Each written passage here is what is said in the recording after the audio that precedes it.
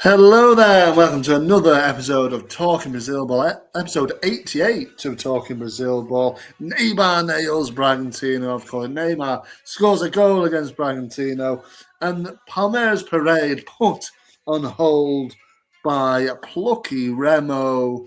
All of that and much, much more to come in today's episode of Talking Brazil Ball.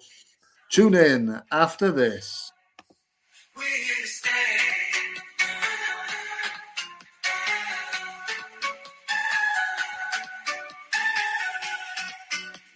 We're here to stay, of course, and talk all things Brazilian football, Serie A, Brasileirão, everything here in one of the only English-speaking podcast, YouTube, whatever you want to call it, talking about Brazilian football. Let's go and let's speak about Brazilian footy. So we will start with, as we usually do, if I remember, I didn't last week, did I? With a rundown of match day 15 and the results. So here we go. It started on Saturday, the 9th of May, with Curitiba 2, Inter 2, and Fluminense 2, Vitória 2. Into Sunday, the 10th of May, then Bahia 1, Cruzeiro 2, Gala 1, Fogo 1, Remo 1, Palmeiras 1, Corinthians 3, Sao Paulo 2, Mirassol 1, Chapecoense 1, Santos 2, Bragantino 0, Grêmio 0, Flamengo 1, and Vasco 1, PR 0. So there you go. That's round matchday 15 results for your ears and eyes. There you are. We'll see how it affects the table later on in the show. But we go swiftly to our match of the round. And I picked Fluminense against Vitória. It ended up being one of the better games in matchday 15. 2-2 it finished.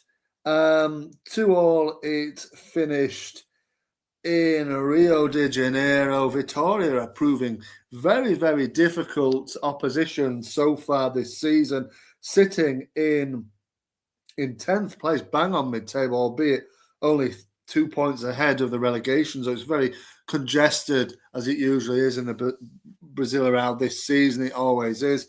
But Vitória are playing very, very well. They're actually unbeaten. A marvellous win in extra time.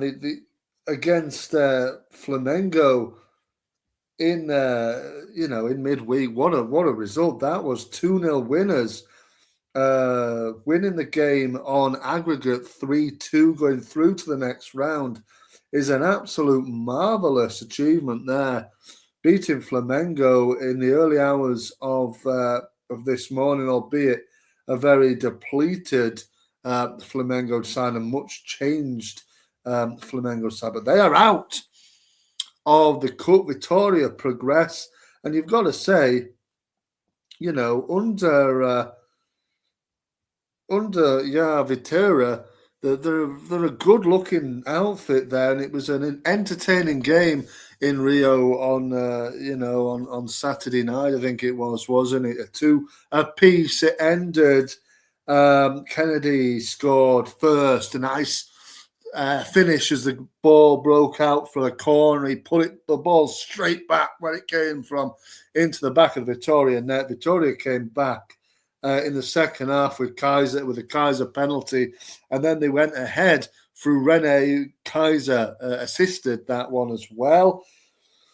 But Serna made sure that Fluminense came away from the game with something. Kevin Serna, the Colombian man, lovely looped finish to put the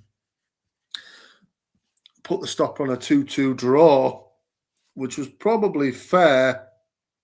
Really, looking at the stats and things, a very close game.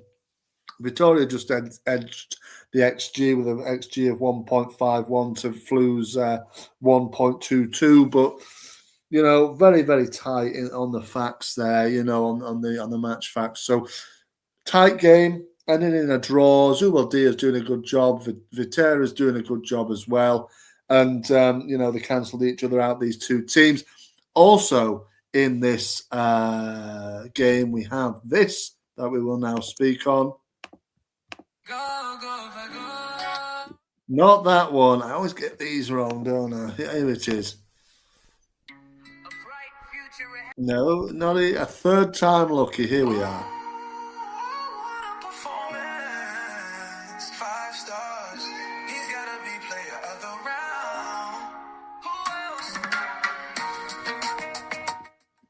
And well, who else this week? It was very, very slim pickings this week. I must admit, but like I said, the man, the player of the round does come in this game.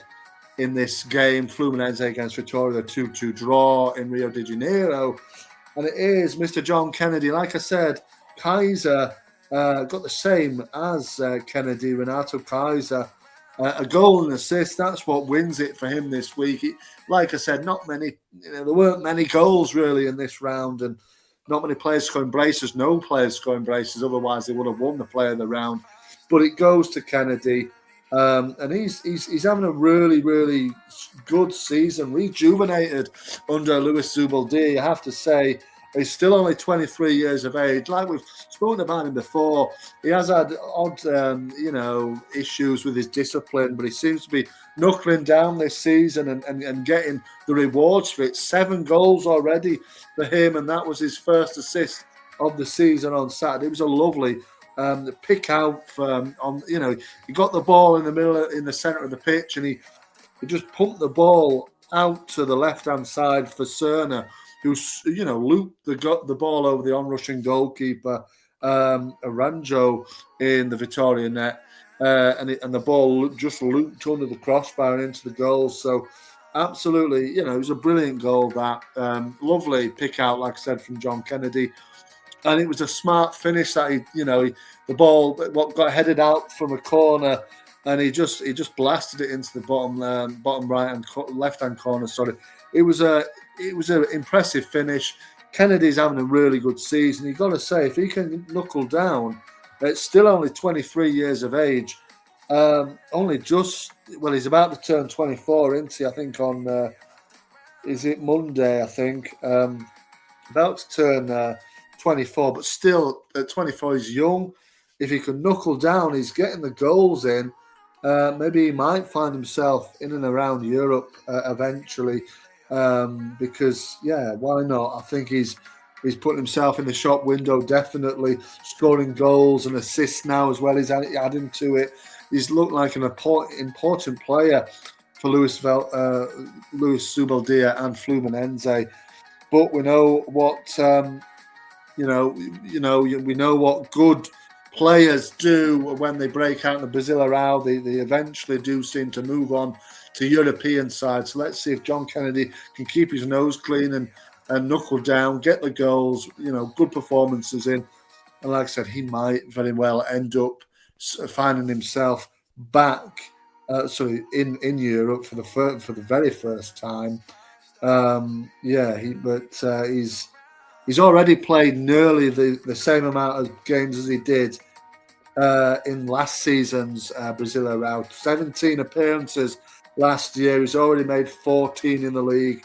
Only 2 goals last year, and he's already got 7, 5 more than that. He's having a smashing season, so well done to him. He wins this week's Player of the Round.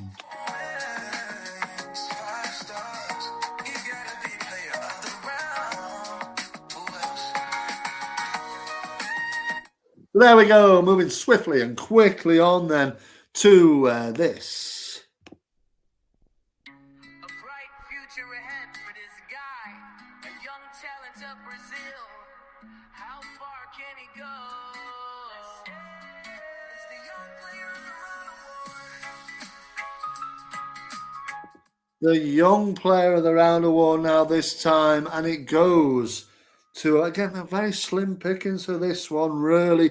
1 or 2 maybe in the running, but I thought this lad deserved it. Came on for the second half, scored the winning goal late in Bahia, and it is the man they call Kaiki Kenji. What a name, Kaiki Kenji, of Cruzeiro, playing for Ata Jorge in the blue of Cruzeiro. It was a lovely goal. This Bahia in the game took the lead through a Juba penalty. He, of course, got the goal of the round last week, didn't he? In their defeat their draw against Sao Paulo, wasn't it?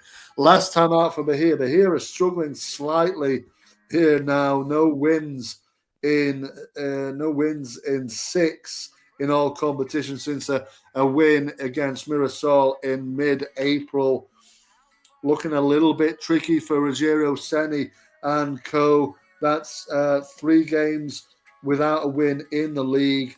But they like him there, don't they? Ceni, he's been there since September of 2023, coming up to 3 years in the blue and white of Bahia. They like him there, but a defeat for him over the last match week against Ata Jorge, whose Cruzeiro team are really improving. This was a lovely goal.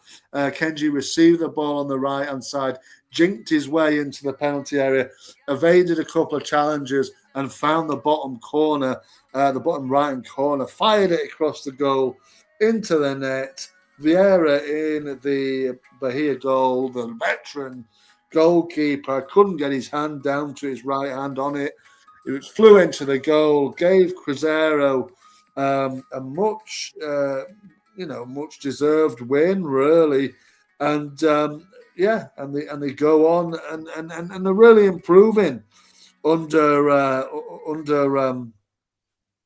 Ata Jorge now. It's a decent looking side. He's got them playing well, and some young players that are really coming and making the mark now. Kenji being one of them. And they followed that win in the league up with a midweek Copa do Brazil win against Goiás. They are through now. Cruzeiro 3-2 on aggregate, and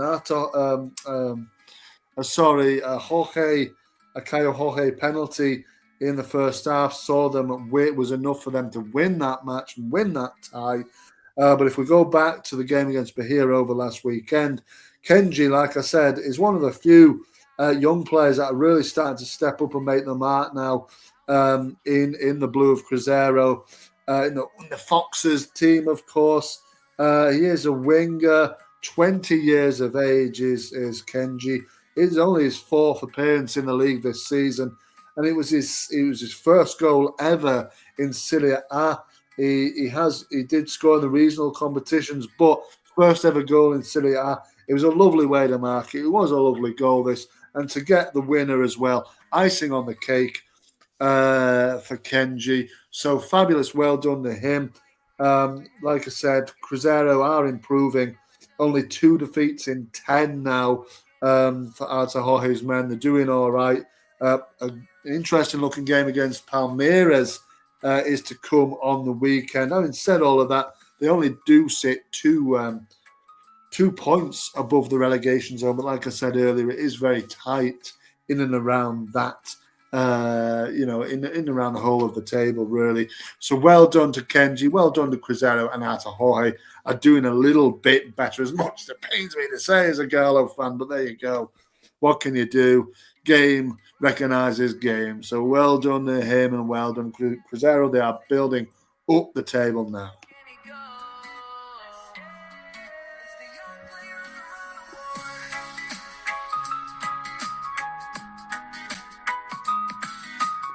And over that then, and moving swiftly and again quickly on to the final award of the episode. Everybody who watches regularly will know there is only one left, obviously, and you will follow it if you know which one it is.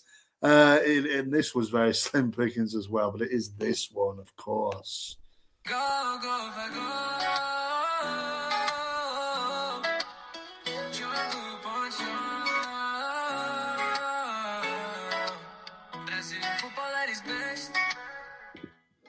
So Brazilian football, is it at its best, as the song goes? It wasn't quite Brazilian football at its best. This one did. It was very slim pickings, really. It was a nice goal, like I said, from Flew. There were one or two similar goals scored this time, this match week in the Brasileirão. So it was made for a little bit of a hard award pick, but in the end, I did go for Mathuzino of Corinthians, scoring their second goal in the 3-2 win over Sao Paulo, which was an impressive win for Fernando Diniza's men. And he scored the second goal. Renale had put them 1-0 up.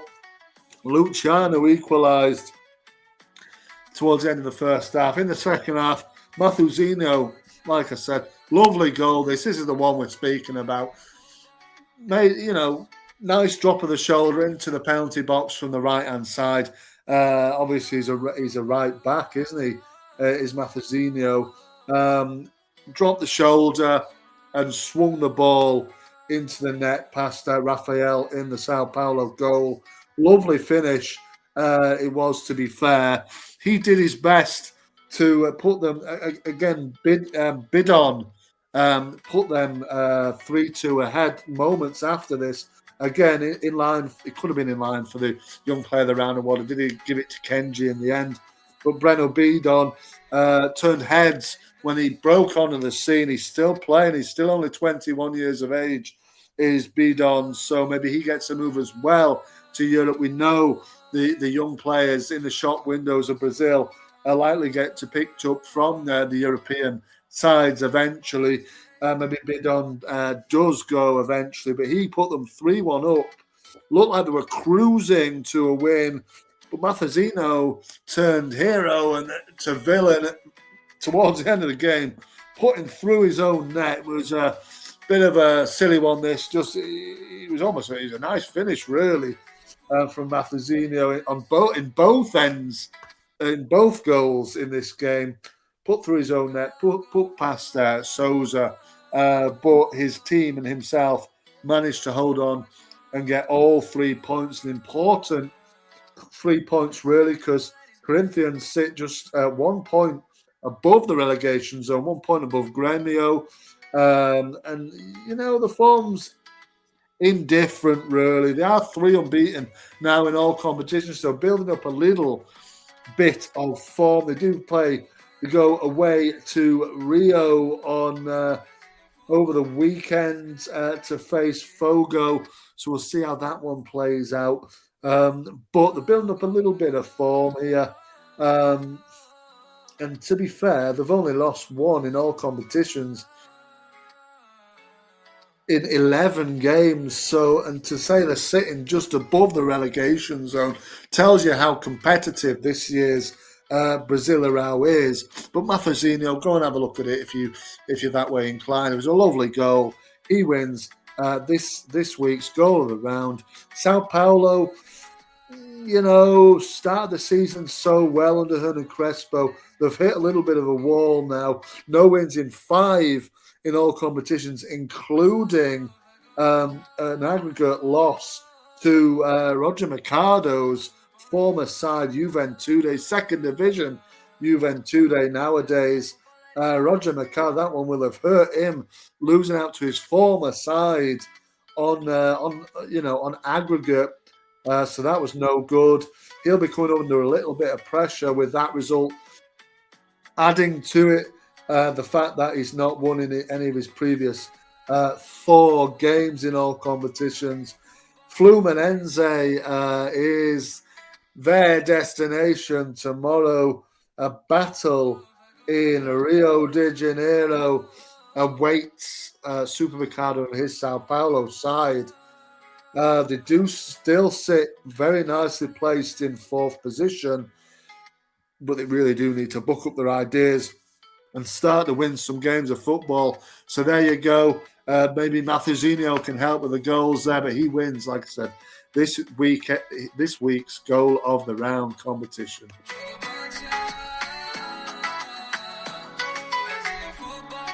There you go. Brazilian football is best, as the song goes. Now, the only thing to wrap up is looking at my match of the fixtures for round 16. Also, look at my game of the week, and then we'll wrap up with the table. So here we go. Then, round 16 of the Brasileirão 2026 starts tomorrow, the 16th of May, with Galo, my team, against Mirassol. Inter host Vasco, and Fluminense, like we said, host Sao Paulo into Sunday the 17th of May then, and Palmeiras in the early hours of the morning here in England host Cruzeiro. Santos against Curitiba, Bahia host Grêmio, Fogo against Corinthians, Chapecoense host Remo, RB Bragantino host Vitória, and Atletico PR host Flamengo. So let's have a look then at our game of the week. And I have already picked it here. I haven't usually, but I have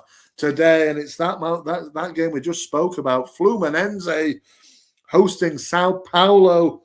It's also Luis Zubeldia going up against his former side as well. He'll be chomping at the bit. Looking forward to this one. And it's also third against fourth. Like we just said, Sao Paulo really do need a win. No wins in their last 5 in all competitions. Fluminense also really could do with a win. Have hit a stumbling block really in over the last few weeks before winning against a Paravo for Aviro in the Copa do Brasil in midweek. They hadn't won for 4 games. So Zubeldia hit a little bit of a wall. So has Supermercado with his Sao Paulo side. So looks like a good one, third against fourth. So that is my game of the week. I know I did just look at Fluminense this time round, but I don't think you can look past Flu against Sao Paulo for this game of the week for next time. So we're going to go with that and see how that game goes. And then we will round up then just briefly with the league table after 15 games played for most teams. It reads as follows. So first is Palmeiras on 34 points. Second, Flamengo on 30. Third is Fluminense on 27. Fourth, Sao Paulo on 24. Fifth is Atletico PR on 23. Sixth, Bahia on 22. Seventh, RB Bragantino on 20. Eighth is Vasco on 20. Ninth is Curitiba on 20. 10th, Vitória on 19. 11th, Cruzeiro also on 19. 12th is Fogo on 18. 13th is Galo on 18. 14th is Inter on 18. 15th, Santos on 18. 16th is Corinthians on 18. Into the relegation zone, and Grêmio in 17th position on 17 points. 18th is Mirassol on 13. 19th is Remo on 12. And propping up the table is Chapecoense on 9 points. So there we go.